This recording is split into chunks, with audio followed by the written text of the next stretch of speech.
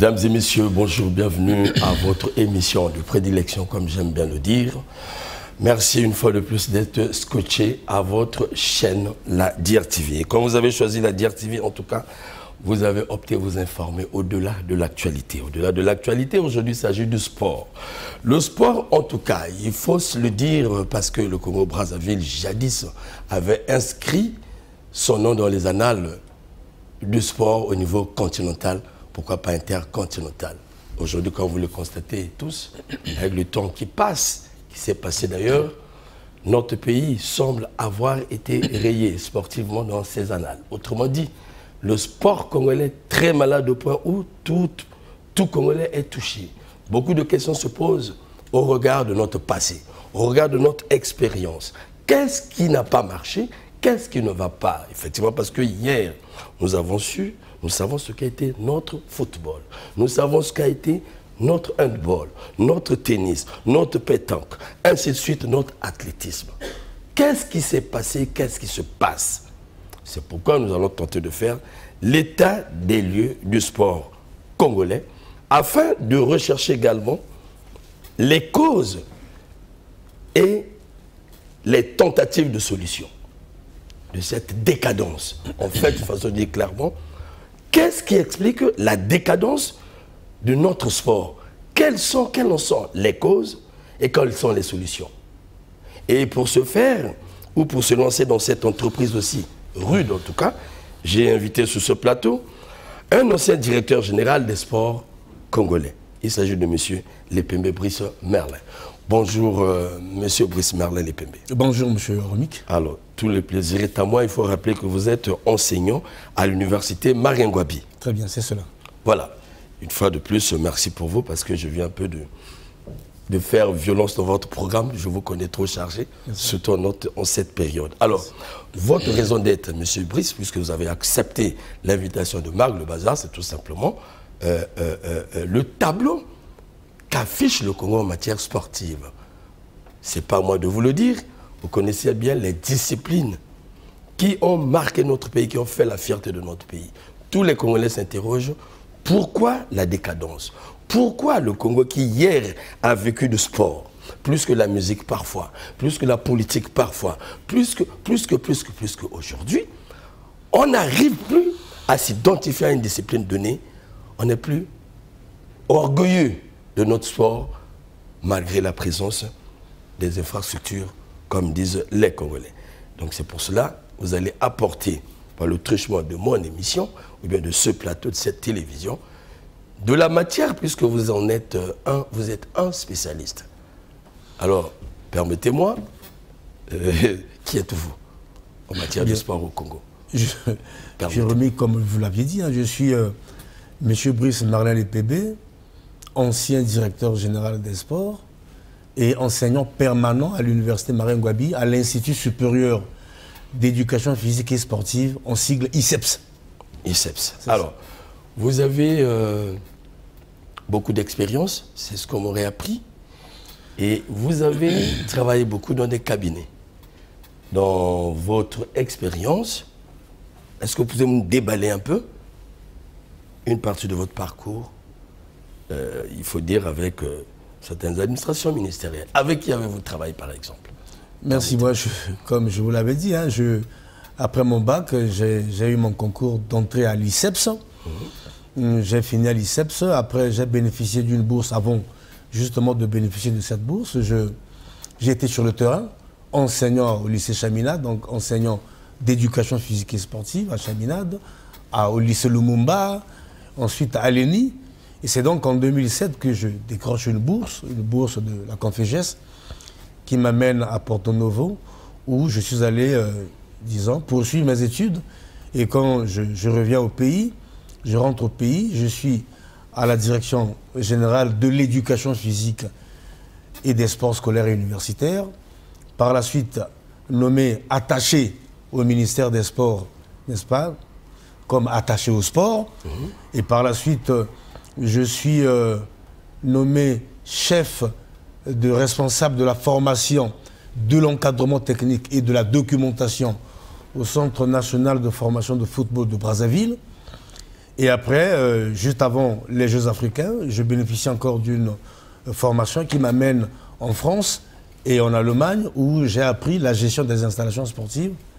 Et donc, au sortir de cette formation, Dieu merci, je suis nommé directeur, n'est-ce pas, du grand stade, le stade La Concorde de Kintélé, pour justement superviser les Jeux africains. Et donc, après les Jeux africains, je suis nommé directeur général des sports. Bon, un palmarès, un bon parcours, effectivement, cher téléspectateur. Quelqu'un, une monsieur qui va nous donner de la matière. Je retiens. Vous avez de la matière, vous avez beaucoup de connaissances en matière de gestion des installations sportives et vous avez ces mérites d'avoir été directeur de ce grand stade. En tout cas, chapeau, nous avons à dire. Alors, pour tout commencer, monsieur Brice Merlin, nous avons le sport en face de nous, comme je l'ai déjà dit. Nous savons ce qu'a été le Congo. Et aujourd'hui, le sport, en tout cas, déçoit. Alors que vous êtes l'un des spécialistes, on ne se reconnaît plus. Aucun sport, aujourd'hui, je me permets de le dire, hein, un peu avec cette violence. Aujourd'hui, les Congolais n'arrivent plus à se retrouver dans une discipline donnée. Et du coup, on se dit, tout le sport congolais est malade. Mais c'est incroyable que dans un État, toutes les disciplines posent problème. C'est là l'intérêt de la presse. S'il y avait une discipline, nous savons ce que le football, par exemple, nous donne. Nous savons comment nous sommes nostalgiques de notre handball, ainsi de suite. Donc, la première question qu'il y a à vous poser, est-ce une fatalité? Voilà la question. Bien, M. Romy, que je vous remercie pour l'opportunité que vous m'offrez hein, de passer sur DRTV, et cela dans la perspective de la relance de notre sport. Absolument. Je tiens avant tout à rappeler que, vous avez vu, M. Romy, l'organisation du sport dans un pays est du ressort de l'État, avec délégation de pouvoir aux associations sportives nationales. Et ceci conformément à la loi du 1er juillet 1901. Et s'inscrivant dans cette logique universelle, cette logique internationale, eh bien, le Congo a eu son premier ministre des Sports en 1957, en la personne de Bernard Mambeke Boucher. Mambeke Boucher, oui. Alors donc, 6 ans après, nous sommes donc le 21 mars 1963, le Congo se dote d'un modèle sportif basé sur l'école à travers l'éducation physique et sportive. Et ceci sous le ministre Prosper Ngandian. Ngandian Prosper, oui. Mais nous avions quoi à l'époque, M. Romik? Nous n'avions pas grand-chose. Au plan infrastructure sportive, nous n'avions que le premier stade du Congo, le stade Marchand, qui avait été construit en 1927 avec une capacité de 5000 places assises. Le stade qui est en face de la DEC. En face de la DEC. Voilà. C'est le tout premier stade congolais qui a été construit en 1927. Nous avions le stade Félix Eboué, voilà, qui a été construit en 1944. Avant le passage du niveau de la gare. Justement, voilà, nous n'avions pas grand-chose. On n'avait que des stades de fortune, tels que 10 maisons, n'est-ce pas, sans fil, grande école de Poto-Poto, école Saint-Vincent de Poto-Poto, Yungos, bref, on n'avait pas grand-chose. Il a fallu attendre 2 ans après, nous sommes donc le 25 janvier 1965, pour voir ce modèle, n'est-ce pas, prendre de l'ampleur, ce modèle être renforcé avec la création de l'Office national des sports scolaires et universitaires, en sigle ONOSU. Là, nous sommes sous, justement, le ministre Claude Ernest Ndala, donc secrétaire d'État. Et donc, la même année, on a vu également le paysage infrastructurel et sportif congolais s'élargir avec la construction du stade Omnisport, avec une capacité de 30 000 places assises, qui, par la suite, pour des raisons politiques, avait été débaptisé Stade de la Révolution. Voilà. Aujourd'hui, stade complexe sportif, président Alphonse Massamba. Et donc, en 70, avec Henri Lopez bien sûr, ce modèle va encore être renforcé avec les instructions officielles de l'éducation physique et sportive qui vont donc conférer à l'EPS le statut de discipline d'enseignement. L'EPS, oui. L'EPS. Et ces instructions vont consacrer une journée spéciale pour la pratique du sport dans tous les cycles, dans tous les établissements du Congo. Mais il faut vous poser la question, pourquoi les anciens avaient choisi ce modèle? Mais c'est parce qu'ils étaient conscients. Ils savaient que les associations sportives nationales ne pouvaient pas couvrir l'encadrement technique des jeunes à l'échelle nationale parce qu'ils n'avaient pas des ressources nécessaires, aussi bien des ressources humaines, des ressources financières et même matérielles. Voilà pourquoi l'école, se trouvant partout, quand vous allez à Pikunda, vous aurez une école primaire, vous allez à Tchapoko, il y a l'école, vous allez à Nyanga et à Nchama, partout, il y a les écoles. Et donc, à ce niveau-là, de la même façon que les parents envoient leurs enfants à l'école pour apprendre à lire, eh bien, de la même façon, les enfants partent également à l'école pour apprendre à taper dans un ballon de football, à jouer un ballon de handball, ainsi de suite, à faire un peu du karaté, les arts martiaux. Et donc, c'était parti comme ça, là. Et donc, grâce à ce modèle, les Jeux de Lantu, dans leur phase finale, arrivaient à fédérer tous les départements de notre pays, à réunir plus de 10 000 jeunes athlètes. Et donc, c'est grâce à ce modèle, M. Romik, que le Congo occupa une place de choix, comme je l'ai toujours dit, dans la cosmogonie sportive africaine. Souvenez-vous, en 1965, eh bien, nous avions organisé avec succès les Jeux africains. Et c'était grâce à ce modèle. Nous étions 10e avec 2 médailles d'or, la RDC 18e, le Cameroun 11e. Et chemin faisant, aujourd'hui, mais ça a disparu. On n'a plus ce modèle-là. Bien sûr, il est en vigueur, mais il n'est pas appliqué. C'est l'une des causes, justement, de la décadence de notre sport. Vous quittez donc de 1960 à 1990, nous sommes au sommet de l'Afrique. Avec les sports comme avec les sports de combat. Souvenez-vous, avec le handball, 79, champion d'Afrique, 80, 81, donc les épopées du handball. Mais c'était grâce à ce modèle. On s'arrête d'abord là, c'est vrai ce que vous dites, vous êtes en train d'évoquer, très riche. Les Congolais en savent quelque chose. Ce que vous dites n'est pas imaginaire. Le sport avait intégré pleinement le milieu scolaire congolais. Nombreux sont ceux-là qui ont touché au ballon, qui ont touché au karaté, qui ont touché à l'athlétisme, ainsi de suite. Effectivement, vous venez de le dire. Vous situez la fin de tout vers les années 90. 90. Alors, qu'est-ce qui peut expliquer ce déclin? Ou ce manque d'engouement, ou encore cette désintégration du sport au milieu scolaire, parce que cela se fait constater. Cela se fait constater. On ne parle plus de l'ONU. Si on veut parler de l'ONU, c'est de nom. On connaît. Des façades. Voilà. Qu'est-ce qui explique cela? Oui, mais voyez-vous, en 90, on arrive avec des troubles, hein, des changements de régime, des changements brutaux, n'est-ce pas?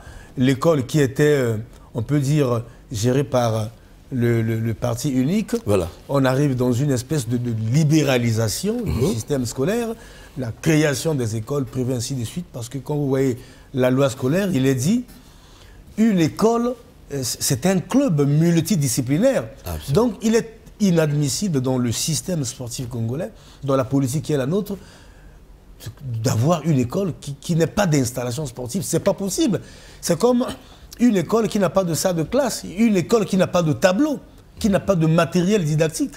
Donc les choses étaient conçues de telle sorte que l'enfant qui va à l'école, de la même façon qu'il apprend à lire, il apprend les mathématiques, il apprend également le sport. Donc l'une des causes, c'est ce changement-là. Et à cela s'ajoute, n'est-ce pas, il faut qu'on se le dise, les troubles que nous avions connus, hein, les troubles sociopolitiques que le pays a connus. Donc il y a eu comme une période de passage à vide, donc de 90 à 2000. Et donc, après 90, nous sommes en 2000, et c'est là où, M. Romik, j'appelle souvent cette période-là de la renaissance, n'est-ce pas, institutionnelle, caractérisée par un renforcement du cadre juridique comme jamais au passé. On va arriver. Oui, on va arriver. Portons d'abord un regard tel que vous êtes en train de faire sur ce qu'a été notre sport avant qu'on arrive à 2000.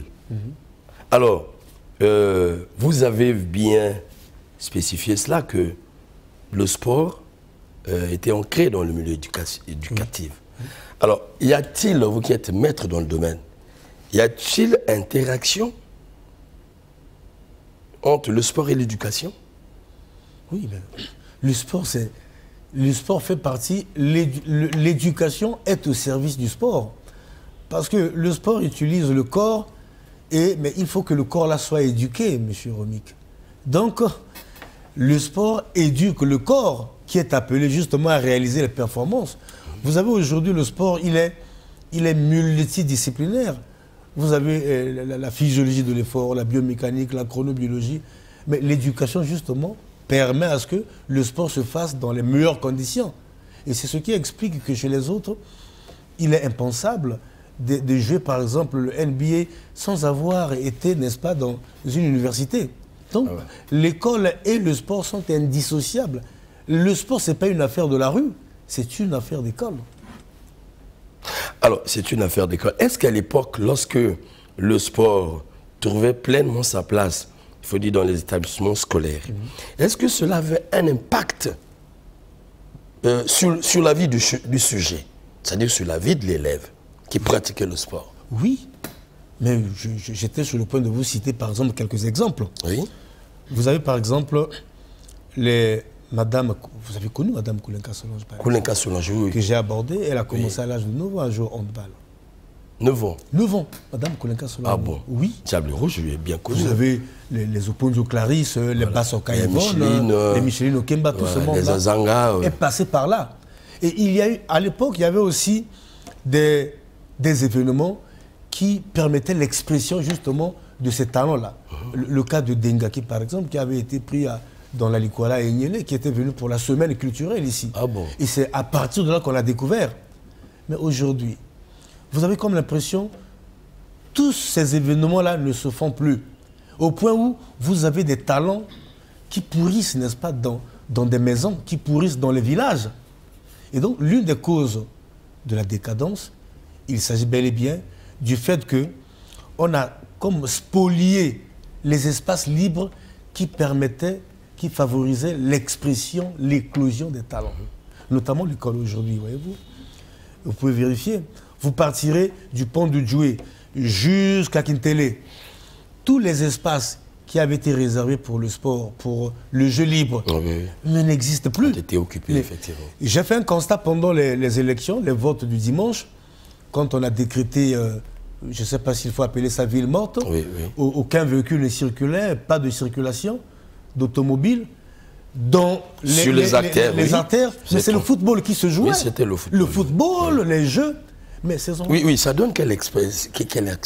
C'est simplement dire que le modèle qui est le nôtre aujourd'hui, on aurait beau mettre de l'argent pour payer les billets aux joueurs pour qu'ils viennent, pour augmenter les primes, on n'aura rien. Parce que à la base, rien ne se fait. Il s'agit de faire les choses à la base.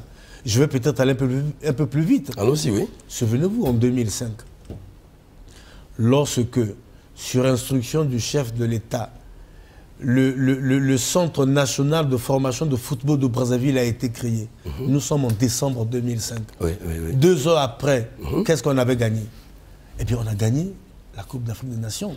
Je me souviens encore pour les Jeux africains de 2015, puisque c'était vraiment un défi, aussi bien politique, hein, parce que les maillages du pays en infrastructure, c'est une décision politique. Ah oui. Mais quand la politique accompagnée, avec les moyens, on n'a pas fait pire de figure aux Jeux africains. 32 médailles, c'est du jamais vu au Congo. Dont 8 en or. Donc c'est pour dire que quand le politique veut, le politique met les moyens, eh bien les choses vont marcher. Mais cela ne suffit pas. Parce que je n'étais pas au bout de ma réflexion. Pour dire que quand vous partez de 2000 à aujourd'hui, hier, nous étions bien partis, on avait peu de moyens, je viens de vous le démontrer. Pas assez de moyens. Mais on avait une vision, n'est-ce pas? Mais on avait des hommes pour cette vision. On avait des hommes, effectivement. Des hommes, paix à son âme, je le cite, Henri Lindé par exemple. On avait des hommes voués, n'est-ce pas, engagés pour cette cause-là. Mais de 2000 à aujourd'hui, on peut dire qu'on a les moyens. Aujourd'hui, voyez-vous, nous avons plus de 10 stades de catégorie A, donc susceptibles d'abriter la compétition internationale. Aujourd'hui, Brazzaville est maillot en infrastructure sportive comme pas d'autres villes ici en Afrique. Mais qu'est-ce qui fait qu'aujourd'hui, malgré tout ça, là, qu'on connaisse cette décadence? Qu'est-ce qui fait qu'on connaisse cette décadence? Voilà tout l'intérêt de notre émission. Je l'ai dit tantôt, vous avez repris d'ailleurs la problématique. Merci bien, nous allons arriver petit à petit, M. Brice Merlin Lépémé. Alors, je retiens une chose, effectivement, le constat est fait en matière sportive dans ce domaine. Le passage de l'ancien régime au nouveau régime, je finis par comprendre qu'il a fait perdre beaucoup de choses. Très bien. En matière sportive. Ça, c'est vrai. C'est une leçon à retenir, chers téléspectateurs. Hier, l'État, le parti dirigeait l'État. C'était un régime unique où le parti qui se conformait à l'État traçait la ligne ou la politique à suivre. C'est ça. Voilà. Lui seul. Mais avec l'avènement de la démocratie, nous avons connu la libéralisation de tous les secteurs d'activité. Le sport, plutôt l'école, la santé, ainsi de suite.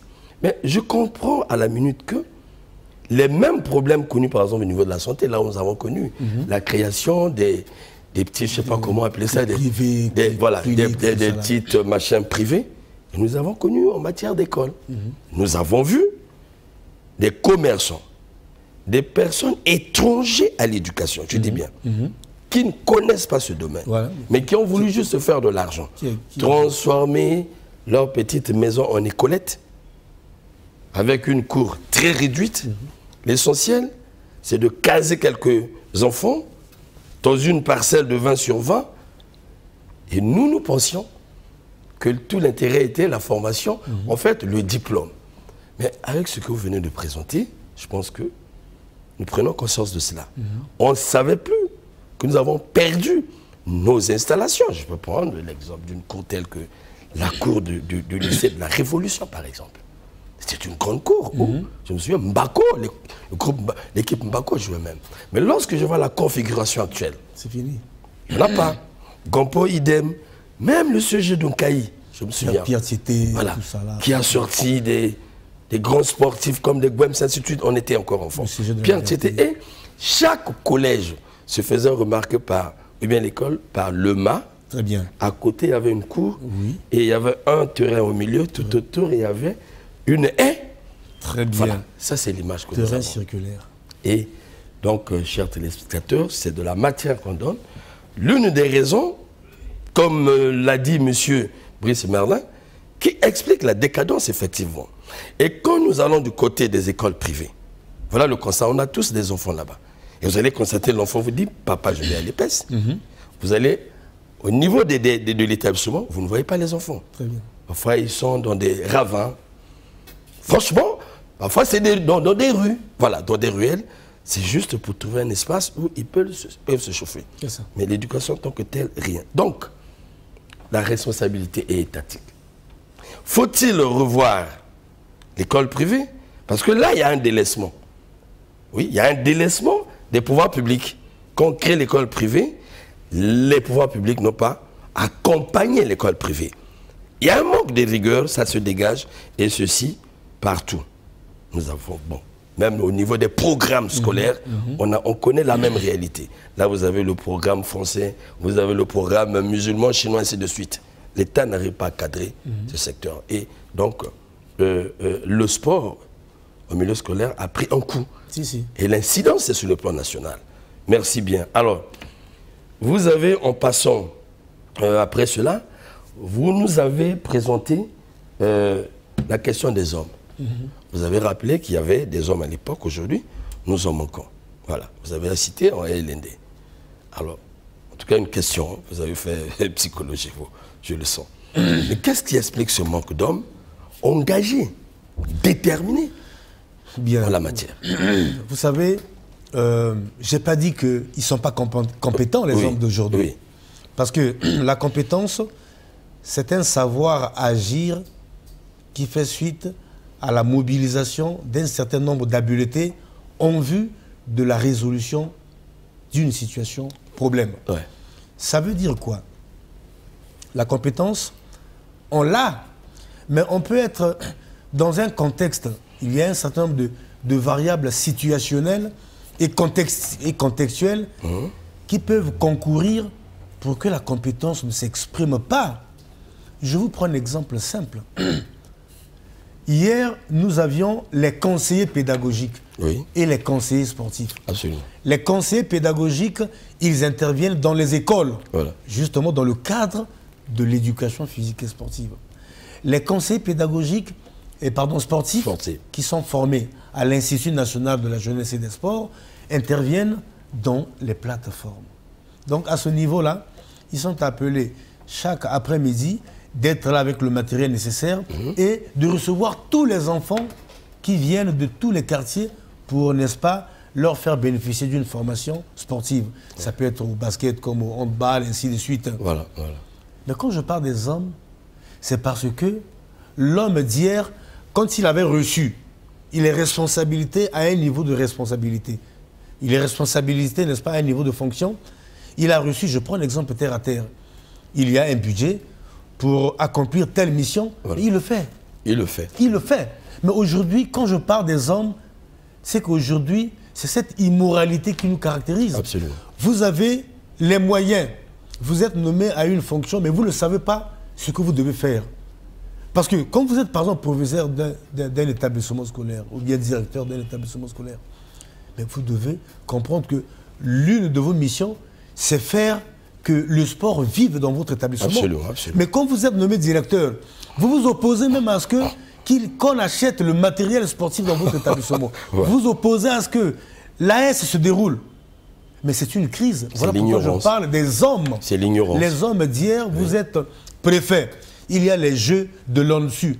Mais toute la préfecture est mobilisée. Et quand le département se déplace pour venir à Brazzaville, mais parfois le préfet, c'est lui le chef de la délégation. Absolument. Donc quand je parle des hommes, il s'agit de tout cela, M. Romic. Ah ouais. Bon, les hommes, merci bien. La qualité des hommes que tu nous présentes. Des hommes qui se démarquent des antivaleurs, c'est ce que vous voulez dire. C'est ça. Des hommes qui ont la notion de la responsabilité. Voilà. Alors, parlons des hommes, effectivement. Passons, vous avez parlé des infrastructures. Les hommes, les infrastructures ont été... Le pays a été émaillé, c'est le maître mot même, des infrastructures. C'est pour une première fois au Congo que nous constatons que chaque département, presque à un stade... À un complexe, disons. Un complexe, voilà. Sportif. Pas le moindre. Et aujourd'hui, on va le dire, c'est incroyable, inexplicable, irrationnel de comprendre que ces stades peuvent se transformer en champ de chasse, par exemple. Je ne veux pas présenter ces stades ici, parce que le Congolais est habitué à la récupération. En tout cas, allez voir le stade de Djambala. Mais vous avez de l'herbe sur le macadam. Tout simplement parce que non utilisé. Mais quand vous parlez des hommes, les hommes existent. Pourtant, les Congolais, le nombre de Congolais ne fait qu'augmenter. Nous avons plusieurs écoles aujourd'hui, avec l'avènement de l'école privée, ainsi de suite. Alors, messieurs, le spécialiste, au regard de cette décadence, et au regard surtout des échecs, parce qu'aujourd'hui, ça, il faut le dire, permettez-moi, je serai un peu vaste, parce que je le fais pour les téléspectateurs qui m'ont dit de vous poser ces questions. Combien d'échecs nous avons pris? Permettez-moi, au niveau des Diables Rouges. Nous n'avons pas, les Congolais par exemple, besoin de partager cette honte. C'est notre national. L'État met de l'argent, le gouvernement met de l'argent. Allez sur la toile, il y a toujours des débats là-dessus. Malgré les débats, le Congo organise, c'est-à-dire prend part toujours à ces compétitions, sachant que nos installations ne sont pas utilisées. Je ne sais pas à la base qu'est-ce qui se passe, mais j'ai un peu de lumière par rapport à ce que vous dites. Alors, comment vous, en tant que sportif, vous expliquez cela? Comment expliquez-vous cela? Oui, mais cela s'explique par la faiblesse du mouvement sportif national. Vous savez, l'État n'a pas d'athlètes. L'État n'a pas d'athlètes. Les athlètes appartiennent aux associations sportives nationales, encore appelées fédérations. Fédération, oui. Donc, quand l'État construit un stade, eh bien, ce n'est pas pour ses agents, c'est pour le mouvement sportif national. Mais là où l'État a aussi péché, c'est que quand il construit un stade, ça c'est d'abord de la responsabilité de l'État, mais il faut l'entretenir, n'est-ce pas? Au niveau, on doit avoir des inscriptions budgétaires qui permettent à ce que ces stades soient entretenus, ces stades fonctionnent. Ça c'est de un. De deux, mais il y a aussi le mouvement sportif national. Vous avez parlé de Djambala, mais le stade qui est à Djambala, s'il se trouve dans cet état d'abandon, mais c'est parce que au niveau de Djambala, le mouvement sportif ne vit pas. Il vit pas. Les ligues sportives de Djambala ne fonctionnent pas. Mais cependant, il y a des fédérations ici à Brazzaville qui fonctionnent, entre guillemets.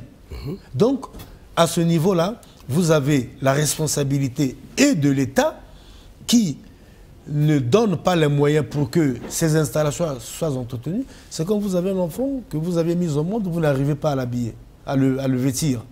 Mais non, au niveau des fédérations, mais il faut qu'elles comprennent que ces stades ont été construits pour eux et donc il faut qu'ils les utilisent. Si vous êtes par exemple, si c'est la FECOFOOT, on devait avoir une ligue de football à Djambala qui devrait, n'est-ce pas, utiliser ces installations. Mais c'est ce que nous n'avons pas au Congo. Vous devez avoir la ligue de handball de Djambala, qui est là qui utilise, d'athlétisme, qui est là qui utilise en ce moment-là. Mais le stade est viabilisé. On n'allait pas connaître justement cet état d'abandon dont souffrent nos stades.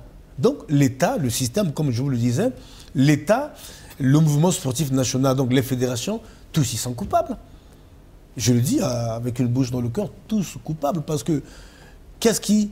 Je me souviens, à l'époque, nouvellement arrivé au gouvernement, il a fait la ronde de tous les stades du pays. Le ministre Hugues Londélé, il a fait la ronde. Vous l'aviez accompagné comme nous tous. Absolument. Donc, ces visites assorties d'un plan de réhabilitation soumis à la table du gouvernement, dites-moi, il y a eu des moyens qui avaient été décaissés pour cela?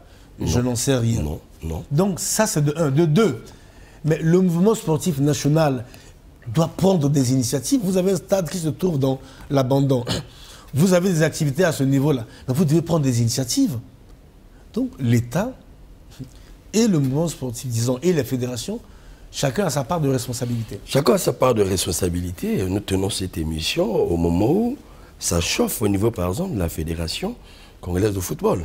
C'est devenu comme de la politique, on doit le dire. Et plus bas, le sport est malade. On donne gratuitement aux Congolais l'échec au point où il y a des gens qui se font l'AVC parce que ces joueurs montent au niveau de l'étendard de la République. Mais curieusement, lorsqu'il y a cet événement de la course à la présidence de la FECOFOOT, mais vous avez l'impression que ça touche tout le monde. Il y a beaucoup d'intérêt. C'est des plateaux télévisés qui se multiplient. C'est parfois des journalistes qui se canardent, chacun défendant tel que... Je me souviens avoir suivi, une fois on va le dire clairement, le ministre Hugues Londélé à propos. Vous avez suivi vous aussi. Combien de fois il a tiré l'attention du monde sportif à propos? Mais c'est le gouvernement. Mais pourquoi alors beaucoup d'intérêt, on met beaucoup d'intérêt dans cette élection alors qu'à la base il n'y a rien? Parce qu'aujourd'hui, hein, je ne vous le cache pas, notre sondage a démontré ceci. Les Congolais n'ont que faire de cette élection.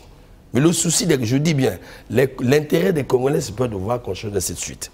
Mais plus bas, est-ce que cette fédération aujourd'hui, qui, pour certains Congolais, est responsable de la décadence du football, je vous le dis, j'ai fait le micro-trottoir, est-ce que cette fédération est à même de changer la donne? Mais ce n'est pas un miracle le football au Congo. Vous l'avez bien démontré, lorsque le Congo n'avait pratiquement pas des infrastructures. 72. Mais c'est historique. Vous avez vu comment les gens ont remporté la Coupe en tout temps. Ce n'était pas un miracle, c'était l'effet d'une formation, d'une politique mise en place. Alors, en tant que spécialiste, permettez-moi, que faut-il faire? Bien. Vraiment, que faut-il apporter à cette fédération, s'il vous plaît? savez, la réponse à cette question m'amène à vous d'abord dire comment le sport de haut niveau a été créé. Voilà, voyez-vous, M. Romic, le sport de haut niveau a été créé en 1960, suite à l'échec cuisant de la France lors des Jeux Olympiques de Rome. En effet, la France fortement représentée par 238 athlètes, dont 209 hommes, 29 dames, eh bien, la France n'obtint aucune médaille d'or. Vous imaginez? Sinon une maigre moisson de 2 médailles d'argent et de 3 médailles de bronze. Ce résultat catastropha la France. Pourquoi? Parce que les Jeux Olympiques qui précédèrent ceux de 1960, c'est-à-dire les Jeux de Melbourne, ne connurent pas de succès à cause des tensions politiques internationales. Mais les Jeux de 1960 marquaient donc le retour de la paix au plan international. Et donc, ces Jeux furent forcément médiatisés. Au cours de ces Jeux, il était question pour chaque nation participante de montrer le progrès enregistré aussi bien au plan économique que social à travers les prestations de leurs athlètes. Conscient de cet échec, eh bien, la France mit en place une structure qu'on appela service de préparation olympique, dirigé par un militaire, un colonel. Un militaire. Le colonel Serko Crespin. Donc cette structure avait pour mission de préparer. Donc ils ont pris tout leur temps. Arrêtons-nous, on prépare les athlètes comme il se doit. Arrêtons-nous. Très bien. Donc c'est là où j'en venais. Donc quand ils ont fait ça, cette vision fut renforcée avec la loi Mazo. Ils ont une loi chez nous, j'allais parler de ça, la loi 11-2000. Donc la loi Mazo, qui établit le distinguo entre l'amateurisme et le sport de haut niveau. Ah, d'accord. Et dans l'univers des sports, l'amateurisme constitue la catégorie indigène. Donc pour les Français, il était inadmissible que l'élite sportive nationale sorte de cette catégorie. D'où la création et le renforcement du sport de haut niveau. Donc chez nous, à ce niveau-là, voyez-vous, c'est cette qualité qui nous manque. Ah, d'accord. De se remettre en cause. Voilà. Aujourd'hui, l'élite sportive nationale sort de quoi? Mais si je vois bien, de cette catégorie indigène. Mais lorsque vous aviez été aux commandes d'une mission, mais il faut quand même avoir l'honnêteté de faire une espèce de bilan pour savoir ça a marché, est-ce que ça n'a pas marché, et vous décidez. Parce que je ne suis pas là pour donner les leçons. Je prends un exemple simple. Hier, le football, par exemple, puisque vous parlez de football, mais quand je parle de la délégation de pouvoir, l'État a délégué son pouvoir aux fédérations pour développer, par exemple, son football. Absolument. Et donc, son football. C'est le football du Congo. Congolais. Vous avez déjà entendu qu'on a gagné la Fédération congolaise de football? Jamais, jamais. On a gagné le Congo. Est-ce que vous comprenez? Donc, le pays, l'État délègue les pouvoirs. J'ai des stades, utilisez les stades. J'ai les moyens, dites-moi ce dont vous avez besoin. Et j'ai la ressource humaine. J'ai la ressource humaine. Aujourd'hui, il s'agit maintenant à ce niveau-là pour la fédération d'avoir des projets. Des projets de création, n'est-ce pas, des centres de formation de football dans tous les départements. De monter des projets et soumettre les projets au gouvernement. En ce moment-là, si le gouvernement ne réagit pas, oui, les gens peuvent parler. Bon, moi, je ne dis pas que cela ne se fait pas. À ma connaissance, j'ai été directeur général des sports. Je n'ai jamais reçu un projet quelconque d'une fédération demandant, par exemple, la création des centres de formation. Non. Tout ce que vous recevez, c'est la participation aux compétitions sportives internationales, intercontinentales. Donc, à ce niveau-là, il s'agit pour nous de prendre conscience de ce que nous avions fait de par le passé et de décider pour l'avenir. Vous parlez des élections. Et là aussi, je culpabilise un peu aussi l'État. Parce que l'État, en ce moment-là, fait montre d'une faiblesse extraordinaire. Parce que toutes les fédérations, au plan juridique, se valent. Il n'y a pas de fédération plus que les autres. Si, en matière d'élection, et si l'État a défini un cadre juridique qui régit les élections, qui régit les assemblées générales électives des fédérations de son pays, mais ces mesures doivent être appliquées à toutes les fédérations. Absolument. Aujourd'hui, hier nous avions la 143. Bon, c'est vrai, les gens vont dire, mais il a été là, qu'est-ce qu'il a fait? Voilà. Et je vous dis simplement que... Effectivement, c'est la question que je voulais te poser. Le temps passant fait qu'on ne soit pas les mêmes personnes. Mon rapport personnel aux objets de sport et mon rapport institutionnel au sport fait que je ne sois pas la même personne. Si hier cela nous a échappé, faut-il donc laisser que cela nous échappe de tout temps? Non. Non. Donc, mon rapport au savoir me permet de me rendre compte que nous ne faisions pas bien. Donc, aujourd'hui, il y a un cadre juridique qui gère les assemblées générales électives pour l'Olympiade 2021-2024. Notamment la circulaire, la 455. Voilà. L'État doit la faire appliquer. L'État doit la faire appliquer. Mais aujourd'hui, en passant, les critères de choix au niveau de l'élection du patron ou bien du président de la FECOFOOT posent par exemple problème. Bon, vous savez, l'une des... Lorsqu'on dit par exemple, je ne suis pas, en tout cas, je ne suis pas du domaine, mais je suis curieux, je vais à la source. Lorsque, par exemple, on exige, par exemple, à quelqu'un, à un postulant, qu'il soit, comment appeler ça, il habite le pays pendant longtemps, c'est un critère, et qu'il ait une vie sportive, c'est-à-dire qu'il soit comme un partenaire sportif, je ne sais pas si c'est ça, tu vois, qu'il accompagne la vie des clubs, ainsi de suite. Mais cependant, lorsqu'on voit plus bas, mais le foot n'existe pas, s'il vous plaît. Bon, c'est là un peu le paradoxe. Oui, mais c'est ce que je vous ai dit. Aujourd'hui, voyez-vous, j'ai retracé un peu les faits. Je dis, dans tous les pays du monde, l'organisation du sport, c'est du ressort de l'État. Ressort de l'État. Je n'ai pas une connaissance parfaite de tous ces textes, mais ce que je veux dire, c'est quoi? C'est que ce soit la FECO-Juda, la FECO-Kama, le football, le handball, eh bien, ils ne sont pas sur Mars. Ils sont au Congo. En ce moment-là, que disent les textes qui régissent les assemblées générales électives des fédérations, sans exception? Sans exception. Que disent ces textes? Je ne me mettrai pas ici à vous donner lecture de ces articles. Il faut qu'on les applique. Appliquons-les. Voilà pourquoi je vous parlais des hommes. Avant de venir sur ce plateau, j'ai appris des choses personnelles sur Henri Eliende. Vous savez que c'est grâce à lui qu'on a créé l'INGES. Donc il nous manque des gens comme ça, des gens capables d'accepter de mourir de faim. Mais pour que triomphe la vérité. On n'a plus... Même chez vous, les journalistes, moi souvent je vois vos analyses un peu, excusez-moi, parce qu'on n'a plus ces journalistes-là comme les Ghislain Joseph Gabier, je vous parle des hommes, capables de vous poser un diagnostic réel du sport. Parce que les gens sont derrière les intérêts. Ça demande du patriotisme. Mais je fais ça, je ne pourrais plus voyager. Donc on est incapable de faire une analyse qui puisse édifier, n'est-ce pas, l'opinion nationale.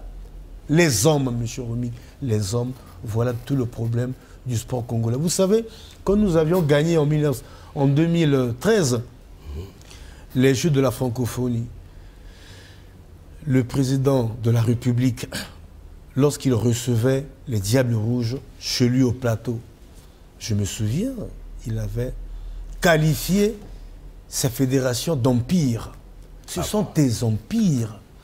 C'est-à-dire, en ce moment-là, quand un ministre est nommé, eh bien, il se retrouve devant un milieu antagoniste. Effectivement. N'est-ce pas? À l'émergence, à l'expression de l'excellence sportive. Parce que les gens n'ont pas de vision. Vous savez, je prends l'exemple, à l'époque, en 2018, constatant que les échecs étaient toutefois récurrents, constatant qu'on avait des championnats nationaux, l'équipe championne du Congo joue 3 matchs. Vous avez des championnats qui ne sont qu'organisés entre 3 équipes de Brazzaville et 2 équipes de Pointe-Noire. Vous avez tout le nord du pays, aucune équipe ne vient à Brazzaville pour ce championnat. Donc, constatant tout cela, eh bien, mais il y a eu une circulaire qui avait été prise par M. le ministre, interdisant justement à toutes ces fédérations qui ne remplissaient pas les critères de ne plus participer aux compétitions. Donc moi, puisque nous sommes aussi déjà dans les perspectives... Oui, nous sommes dans les perspectives. Pour moi, on doit apprendre à s'arrêter, à nous arrêter. Pour dire, arrêtons-nous d'abord. Vous savez, dans les lignes du ministère des Sports, vous avez des lignes compétitions sportives. Je ne donne pas les chiffres parce que souvent ça fait mal à la tête. Vous avez cette ligne-là. Je voulais bien. Cette ligne-là, mais on peut recadrer. On peut la repenser pour dire, écoutons, arrêtons-nous, créons les conditions pour l'émergence justement du sport. Créons les conditions pour qu'on ait des centres de formation dans tous les départements. Vous savez combien coûte un match, par exemple, c'est ce que je voulais savoir. De nos équipes. Voilà, un match des Diables Rouges. Ce que l'État dépense pour, par exemple, pour que le Congo aille jouer à l'extérieur. Voilà. Mais c'est à coût de centaines de millions. Centaines de millions, et lorsque vous avez 4 matchs, 5 matchs comme ça, sans victoire, tout est raté et on continue à foncer. Et c'est le contribuable qui paie. Oui, quand je dis arrêtons-nous, c'est pas pour autant dire qu'on ne joue plus au football dans ce pays, non. C'est-à-dire, on peut redéfinir, n'est-ce pas, l'orientation des lignes budgétaires de l'État en matière de sport. Pour dire, si hier, la ligne là s'appelait compétition sportive, c'est-à-dire, les gens viennent, les fédérations, comme d'habitude, vous présentent un projet de voyage pour aller participer à une compétition. Si hier cela se faisait, mais aujourd'hui, on peut recontextualiser les choses pour dire, bon, cette ligne-là, c'est vrai, les gens sortiront sur la base de tel ou tel critère, ce qui permettra à ce qu'une partie de cette ligne soit utilisée pour réellement commencer avec la formation, M. Romik. Mais malheureusement, le constat fait, le tout se limite au niveau de la participation de nos équipes à certains... voilà. Et qui nous apporte que déception. C'est la même question, c'est la vraie question que les Congolais se posent. Faut-il arrêter pour rechercher le perfectionnement ou faut-il continuer? On constate qu'on continue. On continue sans rassurer à la base. Tous les Congolais savent. Mais je vais vous poser la question. Où est partie cette ambiance-là où les gens allaient suivre, par exemple, Étoile Diable Noir? Ça n'existe plus. Vous savez, M. Romik, là, j'ai intégré également, j'ai un article que j'écris sur la contribution du Congo. Parce qu'il faut s'arrimer au contexte. Voilà. Aujourd'hui, on parle de la diversification de l'économie congolaise. Dites-moi, quelle est la part du sport dans cette dynamique de diversification de l'économie congolaise? Vous voulez me dire que le sport, dans d'autres pays, ne participe pas au développement économique? Non, mais c'est faux. Aujourd'hui, le sport est un important levier pour le PIB. Mais le Congo également doit intégrer cette dynamique. Lorsqu'on construit les stades par-ci, par-là, mais ce n'est pas pour rien. C'est pour qu'il y ait retour sur investissement. Absolument. On a eu la Coupe d'Afrique au Cameroun, à 2 pas de chez nous. Aucun pays n'est venu faire la mise au vert ici au Congo. Vous pensez que c'est normal? Alors que le Congo devait être ce pays-là où tous ces pays, la plupart de ces pays qui partaient au Cameroun, devaient passer par le Congo. Et ça allait créer quoi? Des ressources, n'est-ce pas, au niveau de l'État. Aujourd'hui, délocaliser un simple match, Real Madrid, par exemple, Barcelone, ici à Kintele. Je vous assure, M. Romik... Est-ce que c'est faisable? Même ici, oui, c'est faisable. Mais je ne suis pas pour ça. Moi, je suis pour que nous ayons nous-mêmes, nous travaillons pour avoir les spectacles comme ceux de Real Madrid, Barcelone, PSG, Marseille. Il faut créer les conditions, ça se travaille. Mais qui doit créer dès lors qu'aujourd'hui, ce n'est plus un secret. La politique gouvernementale, c'est-à-dire du ministère du Sport, se confronte souvent à un gros mur de la politique des fédérations. Voilà, c'est comme deux forces, on ne comprend pas. Non, mais c'est ce que je dis. Vous savez, de part et d'autre, il y a beaucoup de faiblesses. Parce que l'État, voyez, quand vous voyez le système sportif national, vous avez l'État qui en est le régulateur. Voilà. Ça veut dire que l'État est capable de dire non, arrêtez-vous. Ah, l'État est capable. Mais oui, ça ne va pas. Voilà. Mais nous l'avions fait non, en 68. Vous savez qu'en 68, après notre cuisant échec en Érythrée, à Asmara, on a dit non, en 70, on ne participe pas. Et c'est là où je loue les efforts du défunt Henri Lende, qui a beaucoup bataillé pour que nous soyons champions en 72. Mais malheureusement, le Congo, vous savez, à quelques mois de Yaoundé 72, ben, il avait été relevé de ses fonctions. Ah. Bon, ça, c'est sans nos problèmes. Donc, c'est pour dire que hier, nous avions les hommes. Aujourd'hui, le problème d'hommes se pose. Vous savez, l'une des caractéristiques des textes, ça peut être, ouais, même ces fédérations, là, règlement intérieur, ainsi de suite. L'une des caractéristiques, c'est cette contextualité, cette recontextualité, cette décontextualité. C'est-à-dire ce pouvoir de se remettre en cause pour dire, bien sûr que les textes disent ceci, voilà. Mais au vu des résultats, non, on ne peut plus continuer comme ça. On se remet en cause. Mais on ne peut pas aller contre le mur comme ça. Voilà. Parce que chacun veut tirer le droit de son côté. Est-ce que cela n'invite pas à aller vers les états généraux, par exemple, de sport? Bon, moi, je suis contre ça. Ah bon? La preuve, on venait d'avoir les états généraux du football, non? Ça ne fait pas 5 mois ici. Ça donne quoi? Pour moi, c'est des activités qui occultent la réalité. Qui occultent la réalité. Aujourd'hui, on n'a plus besoin. Aujourd'hui, appliquons ce qui existe, ce qui est fait. Ce n'est pas mauvais ce qui existe. La responsabilité, comme le gouvernement. La loi 11-2000 définit 4 pôles de diffusion du sport. Le pôle école, le pôle militaire, le pôle paramilitaire. Oui. Ça veut dire quoi? Ça veut dire qu'au niveau de l'armée, c'est le décret qui ne vient toujours pas. Je n'ai jamais compris, alors que la loi 11-2000 le prévoit un décret qui organise le sport militaire et paramilitaire. Qui réorganise, hein, parce que ça a existé. Oui, mais non, la loi, oui, disons qui réorganise, demandé par la loi. Ce décret allait faire de telle sorte que, quand vous allez dans tous les casernes des militaires, là, il y a une organisation sportive qui est mise en place, de telle sorte que non, l'armée participe, n'est-ce pas, aux compétitions sportives dans toutes les disciplines. Et à l'époque, nous avions connu ça, Interclub. L'Interclub. Comment? Mais d'où vient-il qu'aujourd'hui qu'on n'en parle plus? Les hommes. Donc, les textes doivent être flexibles. Il faut éviter de tailler les textes sur mesure. Ça ne fera jamais avancer le pays.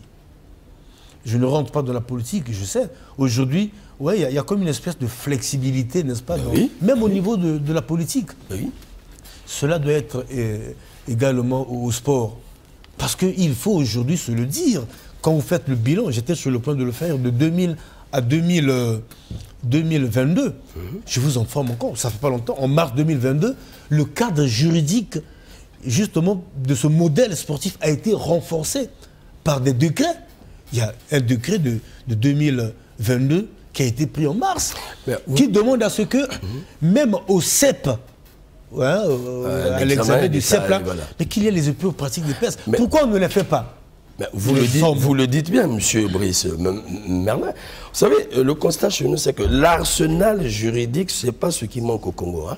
Voilà. C'est ça. Les textes, nous en avons. Le Congo, c'est un pays bien émaillé, vraiment un arsenal juridique, vous allez constater dans tous les domaines. L'applicabilité pose problème. Donc les hommes, convenez avec moi que ce sont les hommes. Voilà. Vous savez, je vous prends un autre exemple.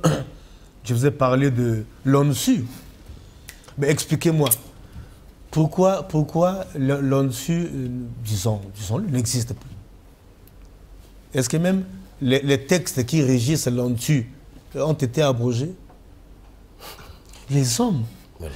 Aujourd'hui, nous sommes dans une dynamique, je vous assure, qui tire le pays vers le bas. Même quand on organise ces jeux de l'ONSU, allez-y au secrétariat général de l'ONSU, demandez les statistiques. Vous avez quel pays? C'est dans quel pays où on n'a aucune statistique en matière de sport? Mais c'est une injure pour nous qui avions fait, n'est-ce pas, les études dans ce domaine. Parce que le statut d'un pays à vocation sportive repose sur 2 piliers. Lesquels? Le premier pilier, on peut dire, il est un peu politique. Et à ce niveau-là, non, le politique a joué sa part de participation. Il s'agit de la matérialité du fait sportif, donc des installations sportives. Mais de l'autre côté, il y a la pratique. Dites-moi, vous savez combien de licenciés nous avons ici? Aucune statistique. Et ça, c'est grave. Ça veut dire que nous sommes là dans une navigation avec une ne dit pas son nom. Et du coup, c'est donc sur la base de la foi que nous pensons que non, nous allons gagner. Il n'y a rien de rationnel dans ce que nous faisons. Effectivement. Et ça, il faut le dénoncer. Vous allez voir, là, le Congo-Japon, que non, les Jeux Olympiques 2024, le Congo va aller. Et on est là, on embrouille l'État qu'on va aller. Non, mais oui, le Congo, c'est même la raison d'être de ce plateau. C'est quel pays où vous allez du nord au sud, vous n'avez aucun centre de formation dans le domaine du sport. Mais je vous en prie. On participe quand même. Voilà, l'État débloque des moyens. Oui, mais l'État débloque les moyens. Mais à quelle fin finalement, si on est rassuré qu'à la base, on n'a pas formé, pourquoi alors courir vite aux compétitions? Qui tire profit finalement? Mais c'est les bénéficiaires, ceux qui voyagent, ceux qui gèrent ces activités. Mais le problème est que le citoyen congolais, le patron, le consommateur de ce sport, à la fin, se voit partager gratuitement la honte. Oui, mais c'est ça. Et c'est des fois qu'est-ce qui se... Alors, en ce moment-là, au regard de tout ça, en tout cas, monsieur, si on continue, vous verrez que le téléphone risque de sonner parce que ça clignote déjà là avec les téléspectateurs. Alors, monsieur Brice Merlin, au regard de tout ceci, vous avez certainement des tentatives de solutions que vous avez commencé déjà à nous présenter. Oui. Bien spécialisé dans le domaine. Alors, le Congo est trop malade sportivement. C'est un malade, en tout cas un véritable malade. Oui, mais l'état des stades le prouve. Voilà. Comment vous avez un stade qui a coûté des milliards et qui se trouve dans les herbes. Voilà. Même le stade de la Concorde, la déventure dit tout. Et vous pouvez chasser les hérissons, vous pouvez chasser le rat. Alors, que faut-il faire? Vous avez évoqué la question des hommes. Vous avez évoqué la question des ressources humaines. La question des installations. Finalement, on constate qu'on a tout. On a tout. Alors, s'il y a un cri de cœur à lancer.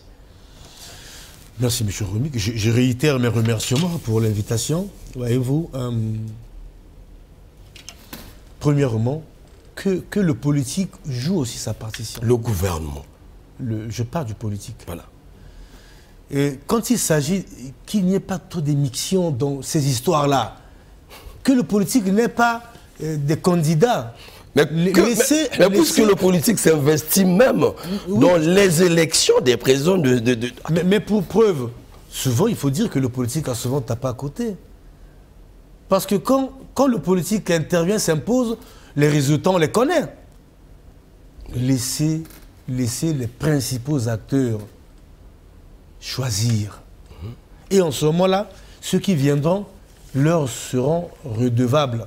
Voilà. Non, nous étions ici, nous sommes là, c'est pour tel ou tel, à faire aboutir tel ou tel projet. Mais ce qu'il faut retenir, M. Romik, non. J'ai toujours dit, on vit un paradoxe terrible. Vous avez nous sommes l'un des rares pays qui a institué la pratique du sport depuis la maternelle jusqu'à l'université. Les textes sont là, mais ils ne sont pas appliqués. À tous ces cycles, ça ne tous ces cycles, il y a le sport qui est là. Il y a même une journée spéciale consacrée pour le sport. On a même créé une institution, l'Office national des sports scolaires et universitaires, avec des inscriptions budgétaires bien définies. Rien ne se fait. Vous pensez que c'est normal tout ça là? Ce paradoxe. Et je rappelle que hier, nous avions des hommes. Aujourd'hui, on a besoin de ces hommes-là pour que le sport congolais soit relancé. Merci beaucoup, en tout cas, Monsieur Brice Merlin Lépémé, pour cette disponibilité, d'abord, et pour cette matière scientifique que vous venez de déverser à l'opinion congolaise, surtout aux politiques et aux patrons, aux gestionnaires de notre sport. Aux téléspectateurs, en tout cas, tout le plaisir était le mien de vous avoir donné cette matière. Mais s'il y a à retenir au sortir de cet échange, c'est que le Congolais doit avoir le courage de s'arrêter, malgré l'argent, malgré les lignes budgétaires qu'on regarde là. Il faut qu'on apprenne à s'arrêter, à se réinterroger et à tenter de regarder ce qui n'a pas marché, pourquoi ça n'a pas marché. Il faut mieux projeter l'avenir que de continuer pour des intérêts personnels et égoïstes.